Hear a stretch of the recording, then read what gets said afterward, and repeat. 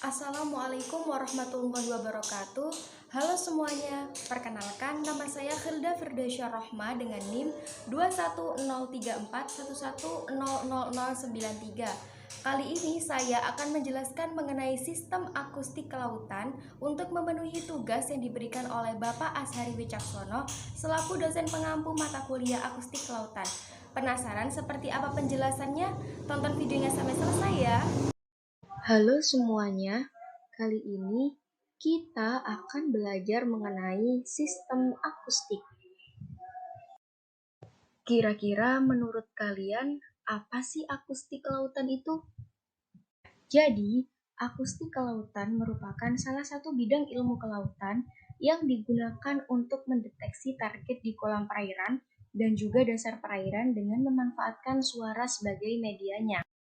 Nah, akustik kelautan ini biasanya digunakan untuk mendeteksi kedalaman perairan atau biasa disebut dengan batimetri, kemudian juga untuk bisa mengetahui keberadaan atau distribusi, ukuran, dan juga tingkah laku dari hewan maupun tumbuhan di bawah air.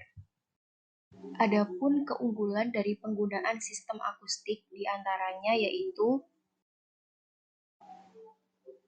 yang pertama adalah berkecepatan tinggi. Yang kedua, dapat mengestimasi stok ikan yang diperoleh secara langsung. Kemudian yang ketiga, kita dapat memungkinkan untuk memperoleh dan memproses data secara real time pada saat itu juga. Kemudian, dengan metode ini kita juga bisa mempunyai akurasi dan ketepatan yang lebih tinggi. Kemudian, metode ini juga tidak berbahaya dan juga tidak merusak karena pada penggunaannya dia hanya memanfaatkan sistem suara atau gelombang suara. Selanjutnya adalah jenis dari akustik lautan. Jadi, akustik lautan itu ada dua macam. Yang pertama adalah akustik pasif dan yang kedua adalah akustik aktif. Akustik pasif sendiri ini di mana sistem itu memiliki kemampuan untuk mendengarkan gelombang suara yang datang dari berbagai objek pada kolam perairan. Biasanya, suara yang diterima itu memiliki frekuensi yang spesifik untuk berbagai jenis analisis. Pasif akustik sendiri biasanya digunakan untuk mendengarkan ledakan bawah air, seperti gempa bumi, gunung berapi, suara yang dihasilkan oleh ikan ataupun organisme lainnya, ataupun juga bisa dari aktivitas kapal-kapal.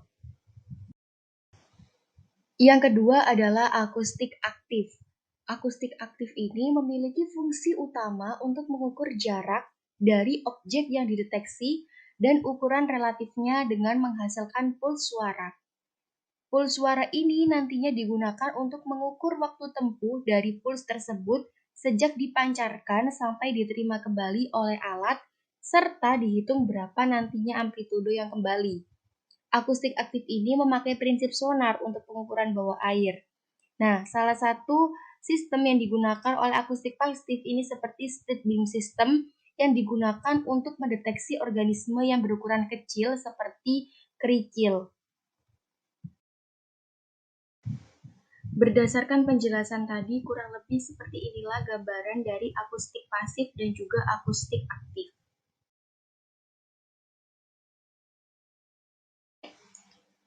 Selanjutnya adalah perangkat akustik. Yang pertama ada echo sounder. Echo sounder sendiri pada umumnya ada dua macam, yakni single beam echo sounder dan multi beam echo sounder. Single beam echo sounder merupakan alat ukur kedalaman air yang menggunakan pancaran tunggal sebagai pengirim dan juga penerima sinyal gelombang suara. Selanjutnya adalah multi beam echo sounder.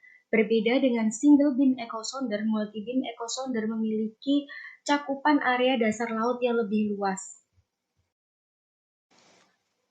Perangkat yang kedua yaitu fish finder.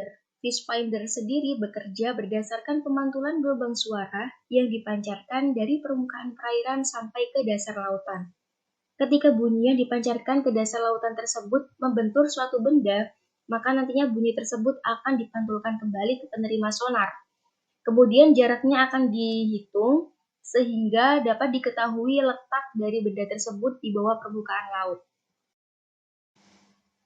Perangkat yang ketiga yaitu sonar. Sonar merupakan suatu peralatan yang digunakan dalam komunikasi di bawah laut. Sonar sendiri bekerja untuk mencari atau mendeteksi suatu benda yang ada di bawah laut dengan cara mengirim gelombang suara yang nantinya gelombang suara tersebut dipantulkan kembali oleh benda yang akan dideteksi. Nah, itu tadi yang bisa saya sampaikan. Kurang lebihnya saya mohon maaf. Wassalamualaikum warahmatullahi wabarakatuh. Terima kasih.